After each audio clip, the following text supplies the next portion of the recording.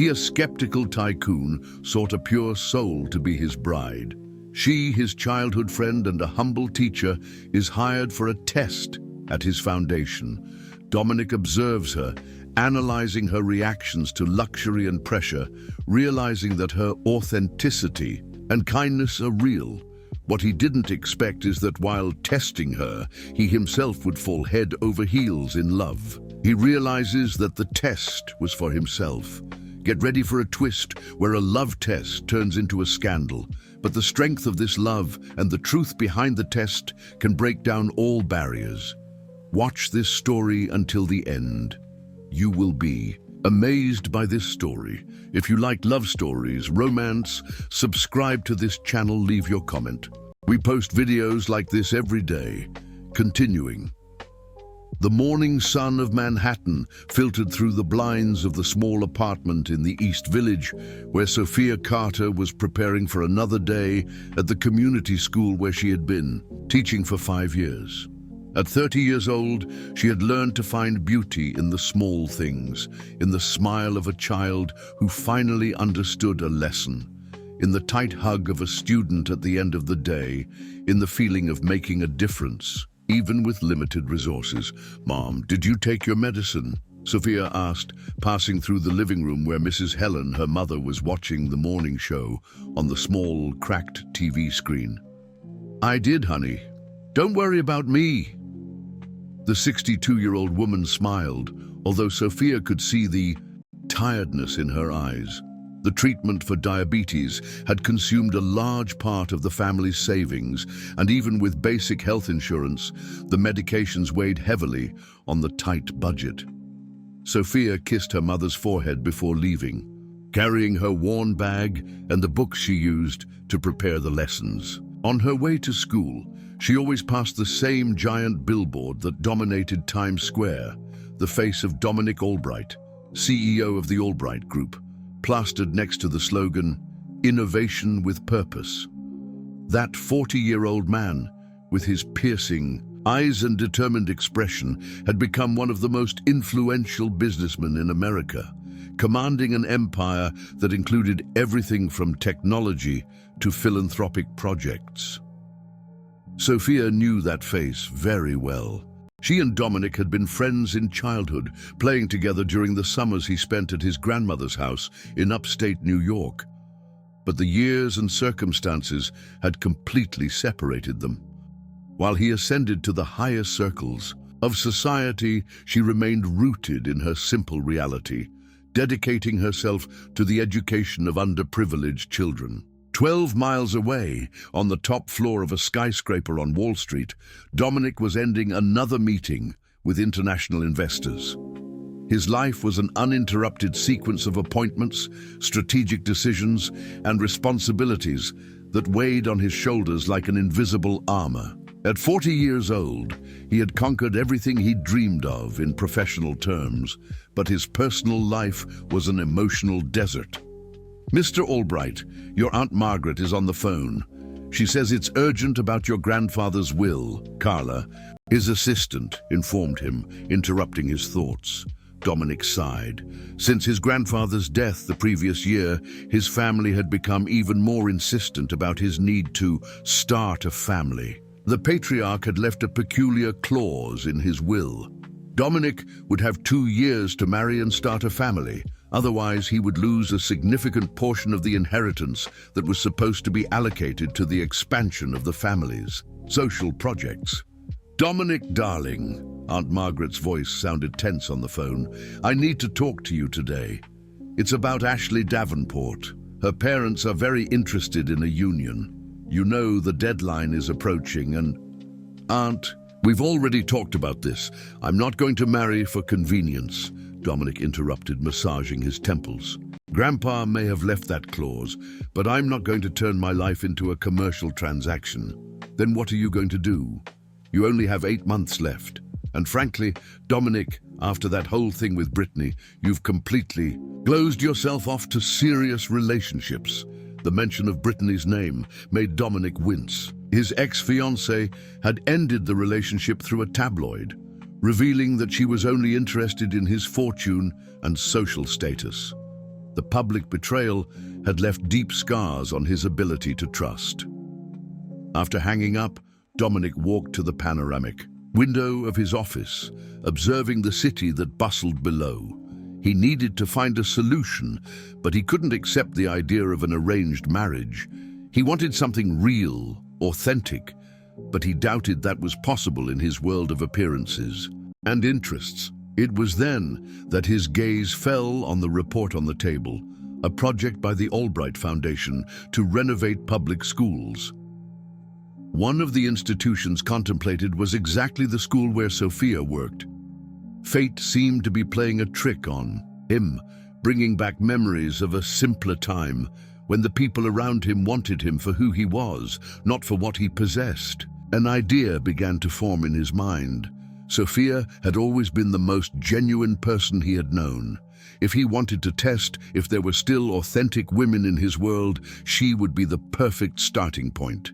He could offer her a position at his foundation, observe how she would react to power and money, and maybe find the answer he was looking for. "Carla," he called through the intercom, "schedule a visit to the St. Hope Community School for tomorrow. I want to personally see the project we are funding." What Dominic didn't know was that this simple gesture would completely change the course of his life, transforming a calculated test into an overwhelming discovery about true love. The following morning brought an unusual stir to St. Hope Community School. Sophia was in the yard supervising recess when she saw a convoy of black cars stopping in front of the gate. Her heart quickened when she recognized the figure coming out of the first vehicle, Dominic Albright, even more imposing in person than in the newspaper photos. "Teacher Sophia," Principal Miller approached, visibly nervous. "Mr. Albright has come to visit our school. Could you accompany us on the tour? After all, you know the children's needs better than anyone." Sophia smoothed her simple dress and took a deep breath. It had been years since she had seen Dominic in person, and the last time had been at Mrs. Carmen's funeral, when they exchanged only a few formal words of condolence. When their eyes met in the school hallway, time seemed to stand still for a moment. Dominic recognized her immediately. The same expressive brown eyes, the warm smile, the elegant posture, even in simple clothes. Sophia, in turn, noticed how the years had molded the mischievous boy she knew into a man of magnetic and intimidating presence. "Sophia Carter," he said, extending his hand with a smile that she couldn't decipher if it was genuine or perfunctory. "What a surprise to find you here." "Dominic," she shook his hand, feeling an unexpected shiver with the contact. "Welcome to our school." The children were very excited when they heard about the visit. During the tour, Sophia found herself observing Dominic with growing curiosity. He asked pertinent questions about the challenges of public education, listened attentively to the answers, and interacted naturally with the children. When a 7-year-old boy, too shy to speak, hid behind Sophia, Dominic crouched down to the child's height and started a conversation about cartoons, eliciting giggles from the boy. "You have a way with them," Sophia commented, surprised by the patience he showed. "Children are honest. They don't pretend to like you for ulterior motives." There was a melancholy in his voice that she couldn't ignore. The tension between them was palpable, a mixture of familiarity from the past and the estrangement that the years had created. Sophia found herself watching his hands when he pointed to something in the report, noticing how he moved with confidence, how his presence commanded natural respect. Dominic, in turn, was fascinated by the passion with which she spoke about education, by the way the children approached her with absolute trust. "Mrs. Carter teaches math by playing games," exclaimed a 9-year-old girl, tugging at the hem of the teacher's dress. "She made us plant beans to learn about numbers. Is that so?" Dominic smiled, and Sophia blushed slightly. "It seems we have a very creative teacher here." After the official visit, Dominic asked to speak alone with Sophia in the small school garden.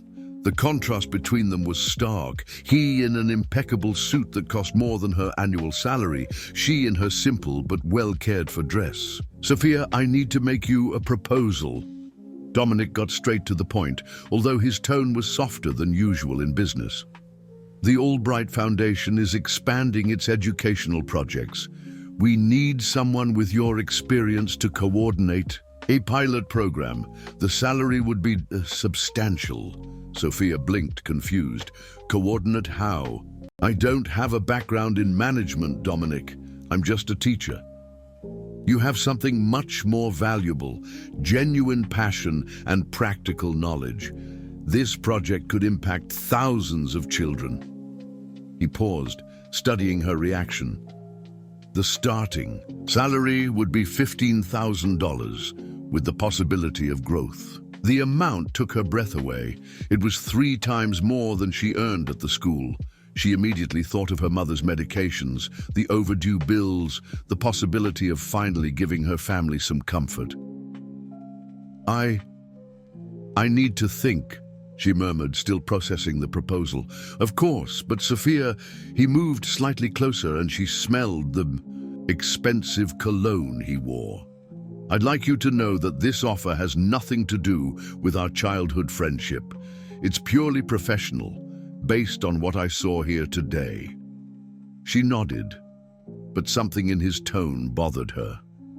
There was too much studied formality, as if he were playing a role. That night, Sophia couldn't sleep. The proposal was too tempting to refuse, but something made her uncomfortable. Dominic seemed different, calculating, and there was a distance in his eyes that didn't exist when they were children. $15,000, Mom," she repeated for the 3rd time, sitting at the table in the small kitchen. "It's an opportunity that could change our lives. And you're hesitating why, honey?" "I don't know. Maybe because it's too good to be true. Maybe because..." Sophia sighed. "Maybe because he looked at me like I was a puzzle he was trying to solve." The next day, Dominic received a call that would change everything. Ashley Davenport, his family's ideal candidate, had been photographed leaving a hotel with a married politician. The scandal was exploding in the press, and his Aunt Margaret was in a panic. "Dominic, we need to talk urgently. Ashley is burned. We can no longer consider this union, and the deadline for the will is approaching. If you don't find someone suitable soon..." Dominic hung up the phone abruptly. It was now or never. Sophia would be perfect for his test. If she resisted the temptation of money and power, if she maintained her authenticity even within his world, perhaps he had finally found what he was looking for. But there was a problem. The more he thought about Sophia, the more he caught himself remembering not only her integrity, but her smile, the way her eyes sparkled when she talked about the children, how his heart had raced when she touched his hand. This wasn't just a test, it was becoming something much more dangerous. Sophia accepted the proposal the following Monday, after an entire night talking with her mother. The opportunity was too great to pass up, even with her reservations about Dominic's true intentions. In 2 weeks, she found herself installed in an office on the 32nd floor of the Albright building, with a panoramic view of the city that made her dizzy. "Your first project," Dominic explained, placing a folder on the glass table, "is to develop a literacy program for underprivileged communities. You'll have a team of 5 people and an initial budget of $2 million. Sophia opened the folder with trembling hands. She had never dealt with such high amounts, and the responsibility frightened her as much as it excited her. "Dominic, I don't know if I'm prepared for something of this magnitude." "I know you are," he approached, leaning on the table. "I've known you since you were 8 years old, Sophia. You've always been determined and fair. Remember when you organized that election among the neighborhood kids to decide the rules of the hide-and-seek game?" Sophia smiled, the memory warming her chest. "You were furious because you lost, Furious because you were the only one who didn't let me win just because I was Mrs. Carmen's grandson. There was an intensity in his eyes that she couldn't interpret. Even at 8 years old, you already had this integrity that fascinates me. In the following days, Sophia immersed herself in the work with a dedication that impressed even Dominic. She arrived early, stayed late, studied reports and statistics as if they were the children's books she used to read to her students. Dominic started creating excuses to stop by her office. A question about the project, a document that needed signing, suggestions for improvements. "You don't need to stay so late," he said one Thursday, finding her still hunched over spreadsheets at 9 o'clock at night. "Yes, I do. Every child who doesn't learn to read is a life we lose." Sophia rubbed her tired eyes. "My younger brother, Raphael, had dyslexia. No one at school knew how to deal with it. He felt stupid, inadequate." "I didn't know you had a brother." Sophia immediately tensed up, realizing that she had touched on a subject she preferred to avoid. "I had. He died when I was 17. Dominic approached, pulling a chair next to her. "Sophia, I'm sorry. I didn't know." "Few do." She slowly closed her laptop. Raphael was always different, more sensitive. "When my parents found out about the dyslexia, my father, he didn't know how to handle it well. He said the boy was lazy, that he wasn't trying hard enough. Raphael started doing drugs at 14. 2 overdoses later at 16, he was hospitalized. He promised he would recover, that he would go back to studying. But one early morning..." Her voice faltered, and Dominic instinctively covered her hand with his. "That's why you became a teacher. That's why I do everything I do." Sophia looked at their joined hands on the table. "Every child who passes through me could be a Raphael that someone can save in time." Dominic felt something stir inside his chest, an emotion that he had been trying to keep buried for years. The pain in Sophia's voice, the way she had transformed, a personal tragedy into a life mission, touched a part of him that he thought was dead. "My father wasn't the most understanding man either," he said softly. "When I was 14, he found out that I was giving my allowance money to a family of employees who were going through hard times. He called me naive, said that I would be a failed businessman if I didn't learn that charity was for church, not for business." Sophia turned her hand over, interlacing her fingers with his. "You proved him wrong. The Albright Foundation has already helped thousands of people." "But at what cost?" Dominic sighed. "Sometimes I feel torn between the man my father wanted me to be and the man my grandfather taught me to be. Grandpa always said that money without purpose is just colored paper." "Is that why the will clause bothers you so much?" Dominic hesitated. This was the perfect opening to tell her about his test, about his true intentions in hiring her. But looking at Sophia, seeing the trust in her eyes, the words died in his throat. "He wanted to make sure that I wouldn't just be a successful businessman, but a complete man, with family, with true love. And you don't want that?" "I wanted to. But I've learned that in my world, it's hard to know who's interested in you and who's interested in what you can offer." Sophia studied his face in the dimness of the room, illuminated only by the computer light. "Dominic, can I ask you a question? Why did you really hire me?" His heart raced. "What do you mean?" "We barely spoke for years. Suddenly you show up at the school and offer me a job that pays more than I ever dreamed of earning. I can't help but wonder if what? If this has to do with pity, with our past, if you're trying to help me out of charity." Dominic stood up abruptly, letting go of her hand. The word charity hit him like a punch, reminding him of the true motivations that brought him there.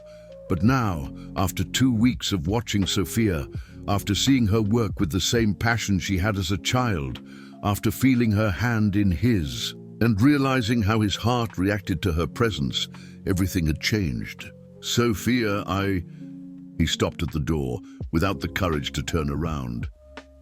You deserve to be here. For your talent, for your dedication. Never doubt that. After he left, Sophia was alone in the room, looking at the illuminated city below. There was something that Dominic wasn't telling her, she was sure. But there was also something in the way he looked at her, an intensity that made her heart race and that had very little to do with work or friendship. What she didn't know was that, in the elevator descending to the garage, Dominic rested his forehead against the cold wall, realizing that his plan had gone completely out of control. He wasn't testing Sophia anymore. He was falling in love with Odun. The crisis began on a rainy Friday in March. Sophia was in her office, reviewing project reports, when Carla burst through the door, her face pale with concern. "Sophia, you need to come with me now. Mr. Albright fainted during a meeting." Sophia's world seemed to stop. She dropped everything and ran through the corridors to the building's medical room, where she found Dominic sitting on a stretcher, adamantly refusing to go to the hospital.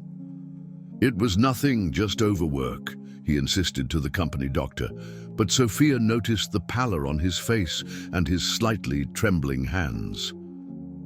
"Dominic, you need to take care of yourself," she approached, and he seemed to calm down with her presence. "Sophia, you didn't need to come." "Of course I did." She turned to the doctor. "What exactly happened?" "Low blood pressure, signs of extreme stress and dehydration. He needs rest and medical supervision." "I'm taking him home," Sophia decided, ignoring Dominic's protests. "And I won't take no for an answer." An hour later, she was in his apartment in Tribeca, a minimalist and elegant environment that, despite the luxury, conveyed an almost palpable loneliness. Dominic had yielded to her care, letting her prepare some tea and convince him to lie down on the sofa. "When was the last time you ate a decent meal?" Sophia asked, placing a blanket over him. "I don't remember," he admitted, closing his eyes. "And slept a whole night? I don't remember either." Sophia sighed, sitting in the armchair next to the sofa. "Dominic, you can't keep going on like this. What's the point of conquering the world if you destroy yourself in the process?" For a long moment they were silent, only the sound of rain against the windows filling the space. Then Dominic opened his eyes and found her watching him with genuine concern. "Why are you doing this?" he asked softly. "Doing what?" "Taking care of me. You could have gone home, left this with Carla or whoever." Sophia hesitated. The honest answer was that she couldn't simply leave him alone in that state. There was something about Dominic that awakened in her a protective instinct that went far beyond childhood, friendship or professional relationship. "Because you would do the same for me," she said finally. "You have so sure of that?" "I am." She got up to get him more water. "I remember when I broke my arm playing in your grandmother's apple tree. You stayed with me at the hospital until my mum arrived, even though you missed your cousin's birthday party." Dominic smiled faintly. "You remember that?" "I remember a lot of things, Dominic. Maybe more than I should." He studied her in silence, and something changed in the air between them. The intimacy forced by the situation, his vulnerability, and her care created a different, deeper tension. "Sophia, can I ask you something? Why have you never married?" The question caught her off guard. I never found the right person, I guess. And after Raphael died, my priority was taking care of my mother, focusing on work." "It's not just that." Sophia turned to face him.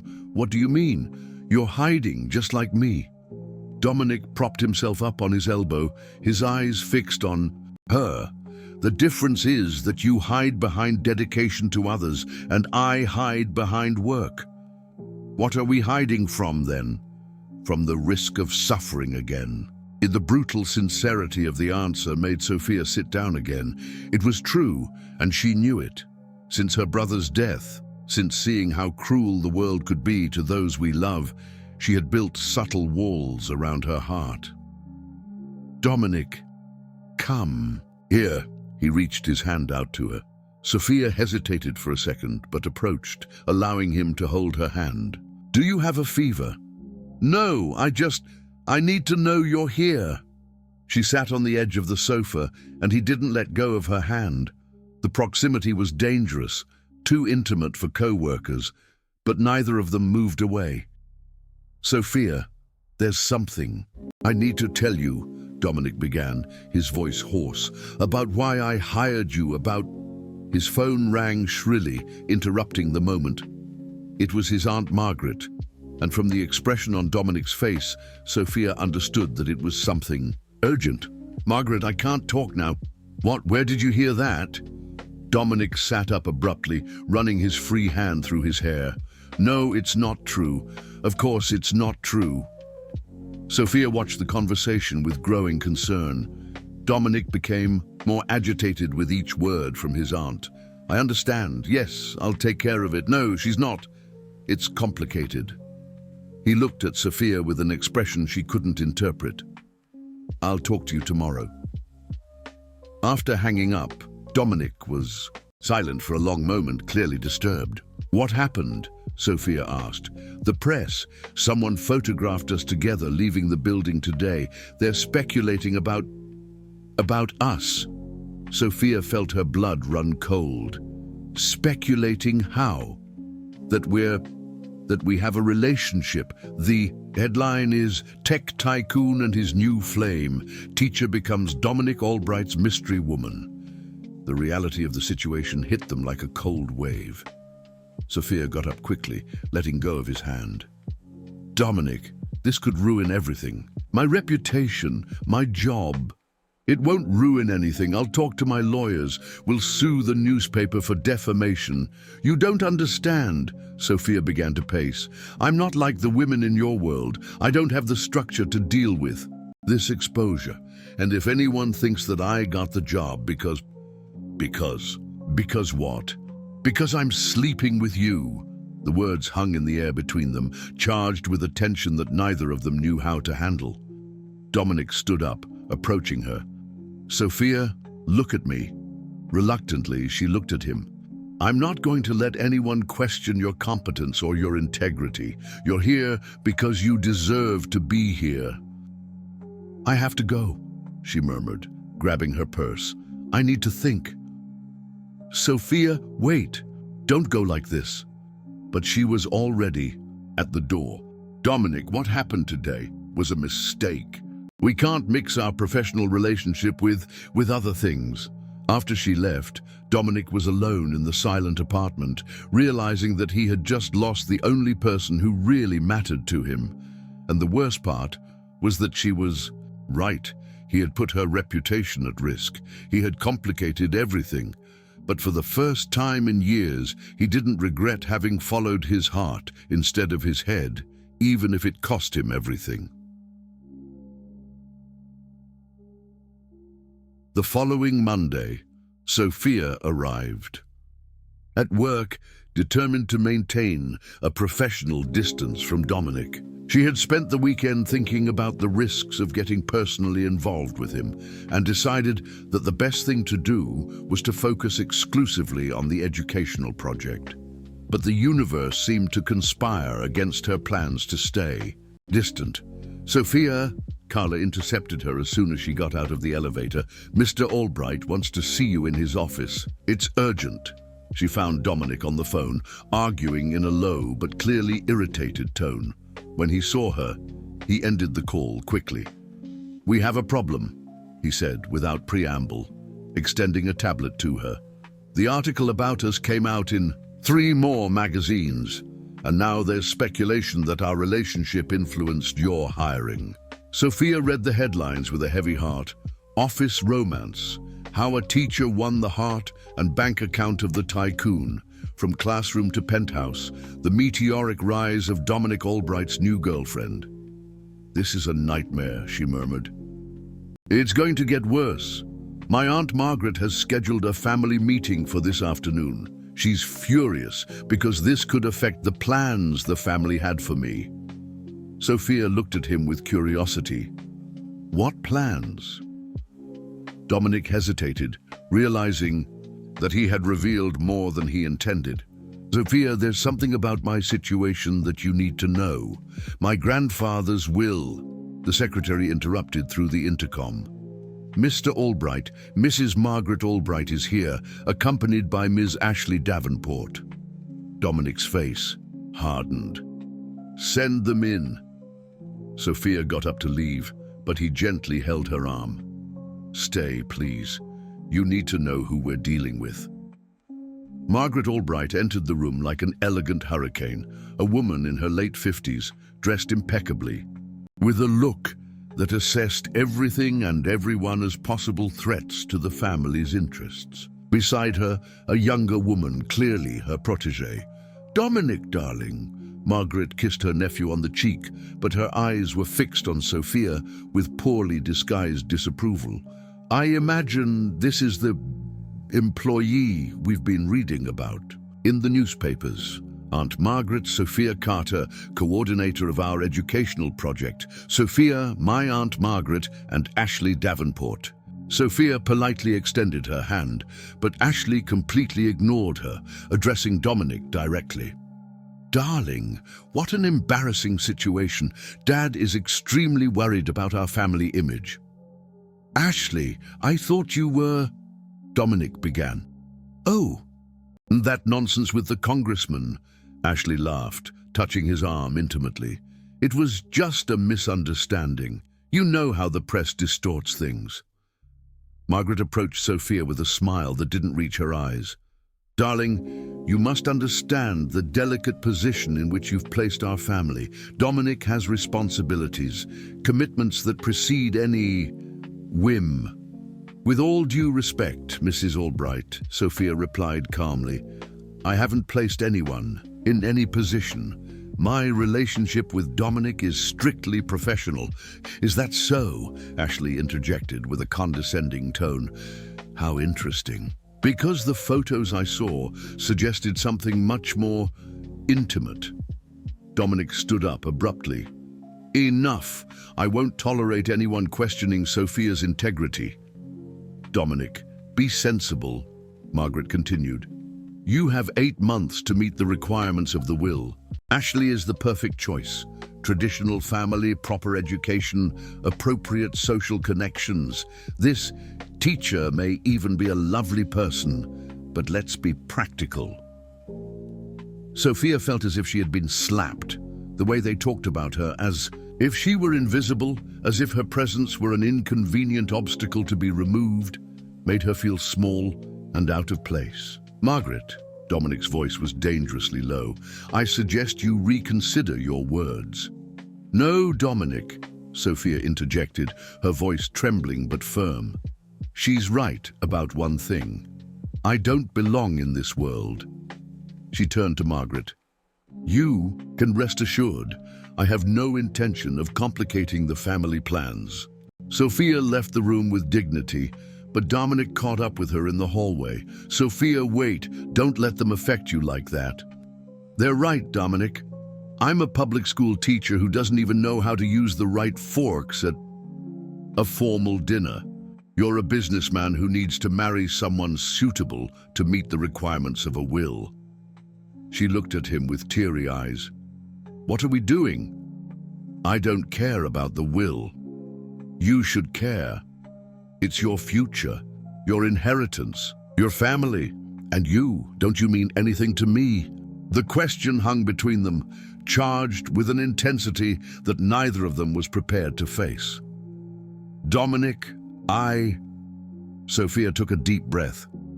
We need to stop this before it gets even more out of control. That afternoon, while Dominic faced a tense meeting with his family, Sophia received an unexpected visit. Ashley Davenport appeared in her office, elegant and determined.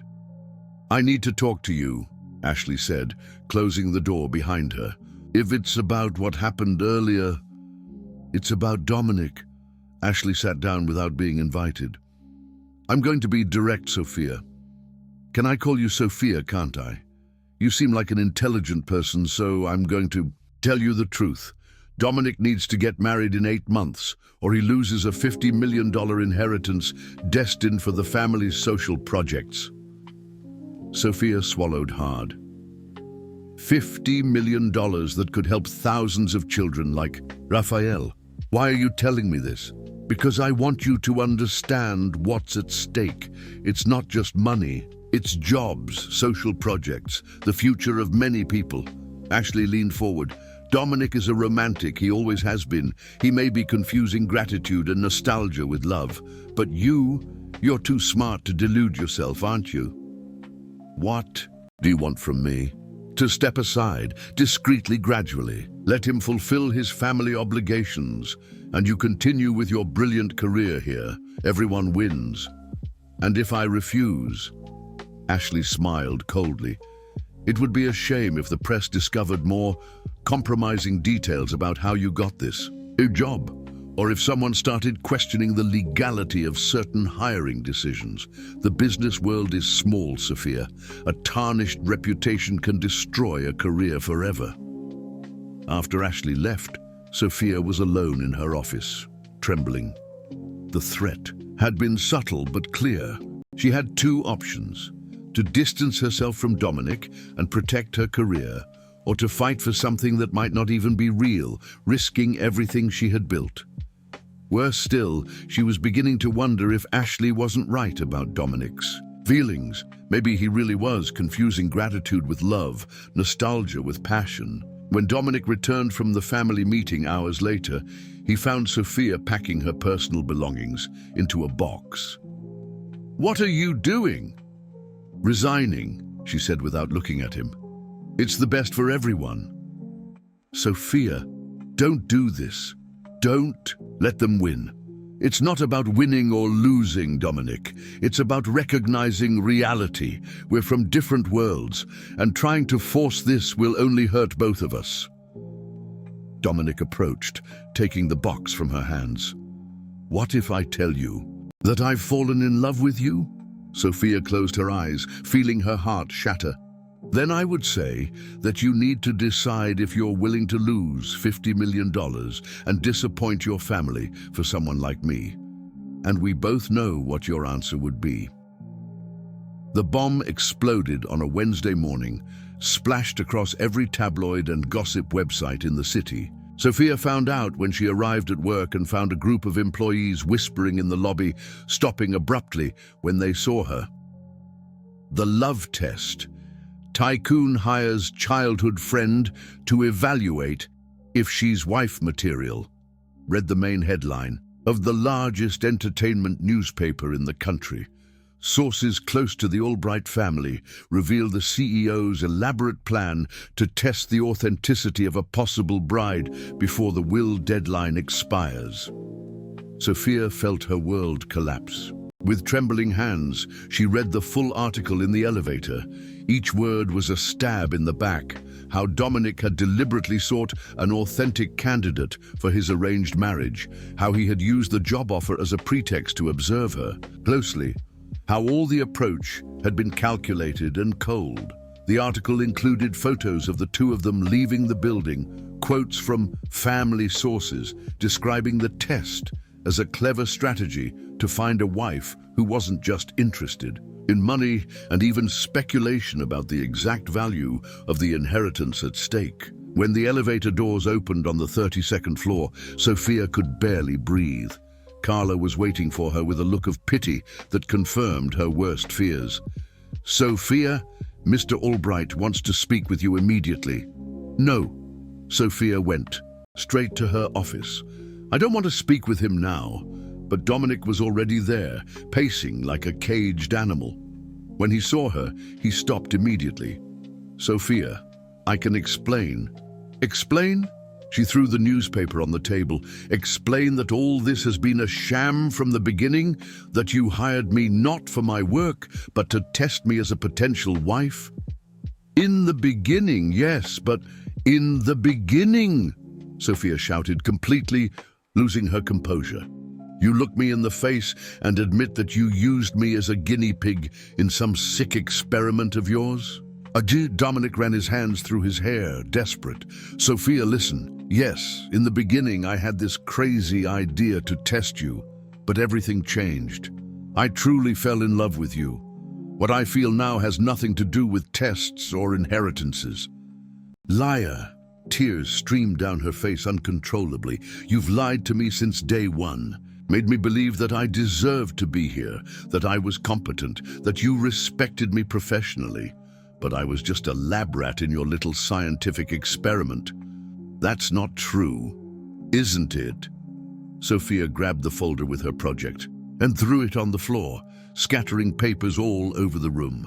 Then tell me, Dominic, at what exact moment did you decide that I had passed the test? Was it when I cried talking about my brother?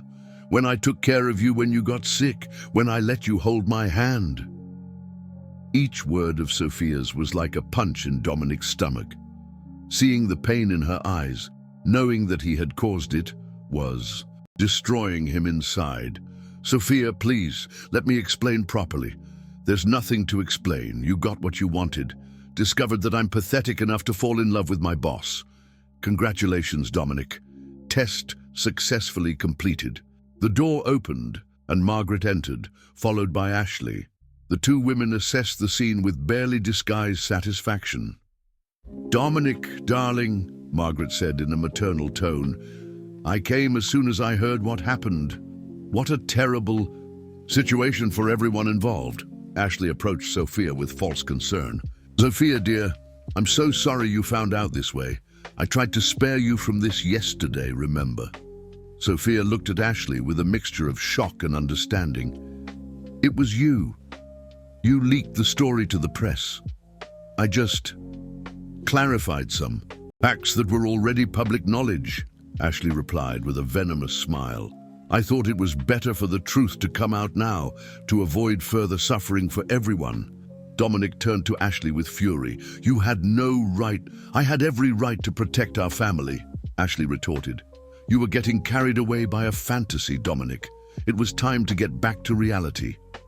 Sophia watched the argument between them with painful clarity. She really didn't belong in that world. Those people played with human lives as if they were chess pieces, and she had been naive enough to believe that she could be part of it. Enough, she said softly, but everyone stopped talking. Enough of all of you.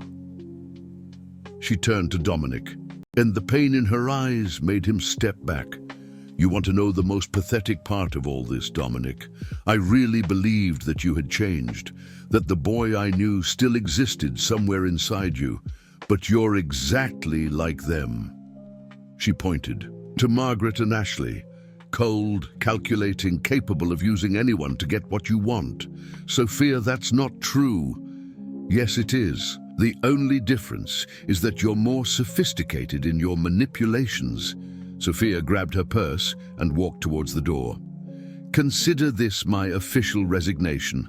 And don't worry, I'll never tell anyone about your unorthodox methods of choosing a wife. Your reputation is safe. Sophia, don't go like this. We need to talk. She stopped at the door without turning around. We have nothing more to talk about, Dominic. You got your answer. I failed your test. I was stupid enough to fall in love with you for real, while for you, I was just an experiment. It wasn't an experiment. Sophia finally turned around, and the despair on his face almost made her hesitate. Almost. Prove it, she whispered. If you really care about me, if this wasn't all a sham, then choose. Me or your inheritance. Me or your family. Me or your world of conveniences. Margaret and Ashley exchanged meaningful glances. It was exactly what they expected, Sophia forcing Dominic to choose between $50 million and a public school teacher. Dominic opened his mouth to answer, but the words wouldn't come out. For some eternal seconds he stood there, torn between love and responsibility, between heart and reason. And that silence was the answer that Sophia needed. That's what I thought, she said, her voice broken but dignified. Goodbye, Dominic. After she left, the The office was in absolute silence. Margaret was the first to speak. Well, at least now, we can move forward with the original plans. Ashley, how about we schedule the dinner with your parents for... Get out of here! Dominic exploded, punching the table. Get all of you out of my office now! After they left, Dominic collapsed into his chair, putting his hands on his face. He had lost the only person he truly loved because of his cowardice and stupidity. And the worst part was that Sophia was right about everything. He had behaved exactly like the people he despised, using and manipulating someone who trusted him. Outside, in the elevator descending to the ground floor, Sophia allowed herself to cry for the first time in years. Not just for the public humiliation or the loss of her job, but for the discovery that the man she had fallen in love with had never really existed. He was just another arrogant rich man playing with other people's feelings. A week after the scandal, Sophia was at home taking care of her mother when she received an unexpected visit. Carla, Dominic's assistant, was at the door of the small apartment in the East Village, holding a box and with a determined expression. Sophia, I know you don't want to see me, but I need to talk to you. If Dominic sent you, he doesn't know I'm here. In fact, he hasn't been talking to anyone. For a week, he cancelled all the meetings, locked himself in his office. Carla entered, without waiting for an invitation. And I can't stand seeing that man destroying himself anymore. Sophia crossed her arms. It's not my problem. Look, I've been working for Dominic for 8 years. I've seen him with several women, Sophia. I've never seen him like this for any of them. Carla put the box on the living room table. And there are things you need to know, things that only I know because I take care of his personal schedule. Against her will, Sophia felt curious. What things? Carla opened the box, revealing documents, photos, and personal papers. These are Dominic's true plans for the inheritance, not what his family wants him to do with the money. Sophia picked up a folder marked as Project Raphael, Confidential. Inside were architectural plans, budgets, and detailed reports for the construction of a support center for young drug addicts. He researched your brother, Sophia, not to use against you, but because he wanted to understand your pain. This project, Carla pointed to the papers, he started developing the day after that conversation you had about Raphael. Sophia sat down slowly, leafing through the documents. There were also photos of the school where she worked, reports on all the children she had mentioned in casual conversations, plans for renovations and improvements that would cost millions. He was going to use the entire inheritance for this? Not just this. Carla took out another set of papers. Look at this power of attorney that he signed 3 days ago before the scandal broke. He was transferring half of the inheritance to a foundation in your name, Sophia. In your name. Sophia's hands trembled. This doesn't make sense. If he only saw me as a test. That's the thing, Sophia. He stopped seeing you as a test on the second day you started working. Carla sat down next to her. Remember when you stayed late that Thursday working on the project? He called me the next day asking me to cancel the meeting with Ashley. Said he had discovered something important. Sophia remembered the night she told him about Raphael, how Dominic had held her hand, the way he looked at her. Then why didn't he deny the story of the test? Why didn't he tell me the truth? Because he's a proud idiot who thought you would never forgive him for the initial lie, Carla sighed. And because his family blackmailed him. How so? Carla hesitated, then took out her phone. Listen to this. I accidentally recorded it during a call he made on speakerphone. Margaret's voice came out clear from the device. Dominic, if you insist on this madness with the teacher, we'll contest the will in court. We have enough lawyers to prove that your grandfather wasn't in full possession of his mental faculties. You would lose everything, including control of the company. Dominic's voice replied, tired. And if I agree to marry Ashley, then everything stays as it is. The inheritance, the company, the social projects, but only if you completely distance yourself from Sophia. Sophia turned off the audio, feeling nauseous. They blackmailed him to abandon me.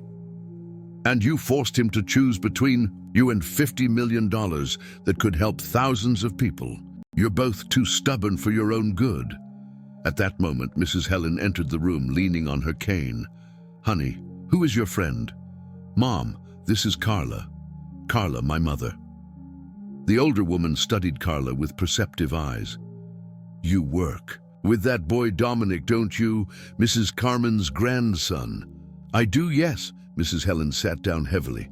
Sophia, did you tell her about the phone call? Sophia frowned. What phone call, Mom? From Dominic. He calls here every day for a week, asks how you are, if you need anything. He doesn't talk to you because I tell him you don't want to, but he insists on knowing if you're okay. Sophia's heart leaped. Mom, why didn't you tell me? Because you said you didn't want to hear about him, but that boy is suffering, honey. Yesterday, he asked if you were eating right, if you needed money for anything. Carla smiled for the first time. He also sent food baskets to all the families of the students at your old school, anonymously, of course. Sophia got up abruptly, starting to pace. That doesn't change anything. He still lied to me, still used me for what, Sophia? Carla stood up too. To fall madly in love with you, because that's what happened. The man is destroying himself with guilt and longing. If he really cared about me, he would have come here personally. He tried. 3 times. You refused to receive him. Sophia stopped pacing. When? First time last Friday. Second time Sunday. Third time the day before yesterday. Carla crossed her arms. Every time you had your mother say you weren't in. Mrs. Helen coughed delicately. Actually, honey, I was the one who said that. You were very hurt. I thought it best not to bother you. Sophia looked at her mother incredulously. Mom, but now I see that maybe it was a mistake. That boy has always been in love with you since childhood. And from what I'm seeing, you're suffering too. Carla seized the moment. Sophia, there's one more thing. Ashley didn't leak the story out of jealousy or family loyalty. She's being blackmailed too. How so? She has gambling debts, a lot of debts. Her family promised to pay everything off. If she marries Dominic, if she doesn't, she's going to jail. Sophia felt dizzy with so many revelations. This is crazy. It sounds like a soap opera. It is crazy, and you're the only person who can end it. Me? How? Carla smiled mysteriously. Tonight is the Albright Foundation's annual gala. All the big businessmen, politicians, and opinion leaders are going to be there. Margaret is going to take the opportunity to officially announce Dominic's engagement to Ashley. And what does that have to do with me? Everything. Because you're going to show up at that party and tell everyone the truth about your love, about the blackmails, about everything. Sophia laughed bitterly. Carla, I don't have an invitation. I don't have a suitable dress, and I definitely don't have the courage to face all those people. For the invitation and the dress, I've already taken care of it. Carla pointed to a second box that Sophia hadn't noticed. For the courage, well, that's going to have to come from within you. Sophia opened the box and found a long navy blue dress, elegant but not extravagant, accompanied by shoes and discreet accessories. Carla, I can't accept this. Yes, you can, because it's not for you. It's for all the children who will benefit from Dominic's projects. It's for Raphael. It's for the true love that you two are too stubborn to fight for. Mrs. Helen approached her daughter, holding her hands. Sophia, my daughter, sometimes in life we have to risk everything for what is worth it. Your father wasn't perfect, but I loved him. And when people tried to separate us because he was poor and I was from a better family, I chose to fight. And if it goes wrong, Mom? What if he really doesn't love me? Then at least you'll know you tried. But if you don't try, you'll regret it for the rest of your life. Sophia looked at the dress, at the two women who encouraged her, at the documents that proved that maybe Dominic really did love her. For the first time in a week, she allowed herself to feel hope. The Albright Foundation's annual gala was being held at the Plaza Hotel, and Sophia had never seen so much opulence gathered in one place. Men in tuxedos and women with jewelry that cost more than she would earn in a lifetime circulated through the gilded ballrooms, talking about multi-million-dollar deals as if they were the dinner menu. Sophia took a deep breath, adjusted the navy blue dress that Carla had chosen, and entered the main ballroom. Immediately, she felt the curious glances and whispers that followed her. Some recognized her from the newspaper photos. Others simply noticed that she didn't belong in that world. Across the room, Dominic was next to Ashley, waving mechanically to the guests. Even from a distance, Sophia could see that he had lost weight, that there were dark shadows under his eyes. Margaret circulated among the groups, clearly preparing the ground for some important announcement. "Sophia?" A familiar voice made her turn around. It was Mr. Sanders, principal of the school, where she worked, accompanied by his wife. "What a surprise to see you here." "Mr. Sanders," Sophia smiled, grateful to find a familiar face. "How did you manage to get an invitation? The Albright Foundation is going to fund our new library. We were invited to meet some of the donors." He lowered his voice. "Between us, I was worried about you after that whole story in the newspapers. Are you okay?" "I'm trying to be." Before she could answer further, the sound of a spoon tapping on a crystal glass echoed through the ballroom. Margaret had taken to the small stage set up for the presentations. "Ladies and gentlemen, thank you for being here with us on this very special night," Margaret began, her voice projecting clearly through the microphone. "As you know, the Albright Foundation has a long tradition of investing in the future of our country through education and social projects." Sophia felt her heart race. It was now or never. "Today I am pleased to announce not only the expansion of our projects, but also a very special piece of news for our family." Margaret smiled radiantly. "The engagement of my dear nephew Dominic, and to the enchanting Ashley Davenport." A murmur of approval rippled through the ballroom, followed by polite applause.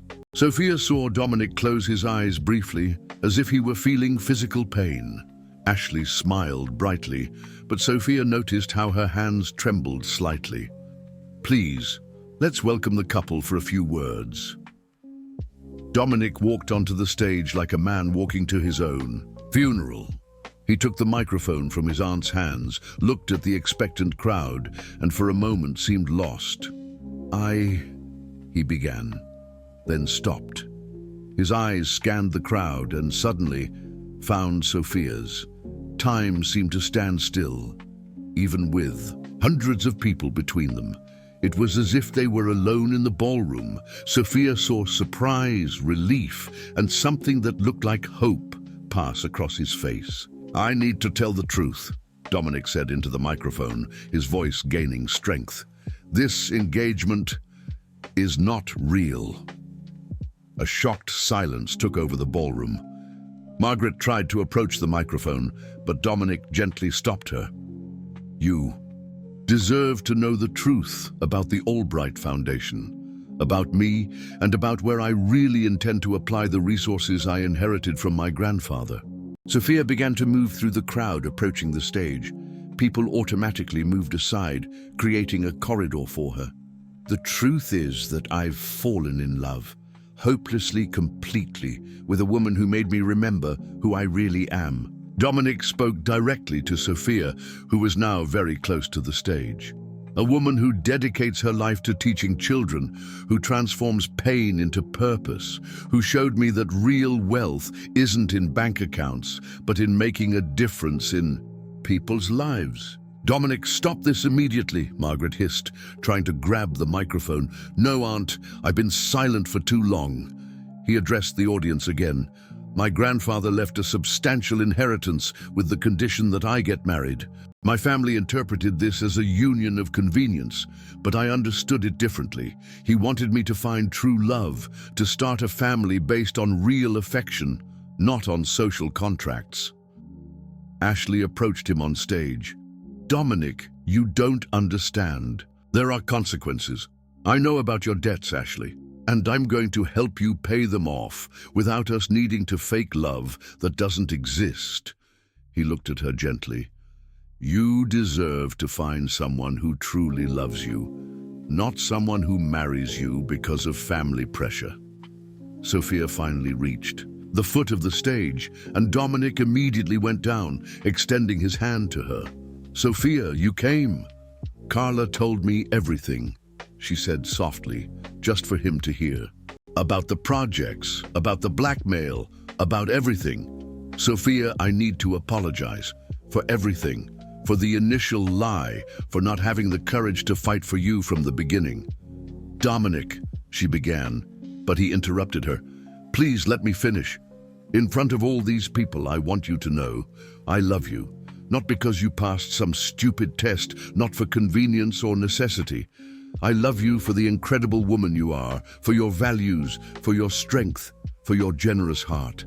Tears streamed down Sophia's face. "I love you too, Dominic. Even when I thought it was all a lie, I loved you."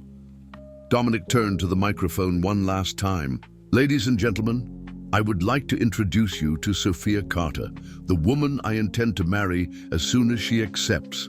And I would like to announce that my grandfather's inheritance will be fully applied to educational projects under her, in coordination, including a support center for young people in vulnerable situations that will bear the name of Raphael Carter."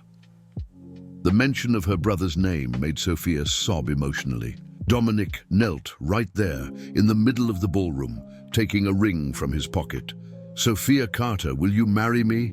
Not for the money, not for convenience, but because I can't imagine my life without you by my side."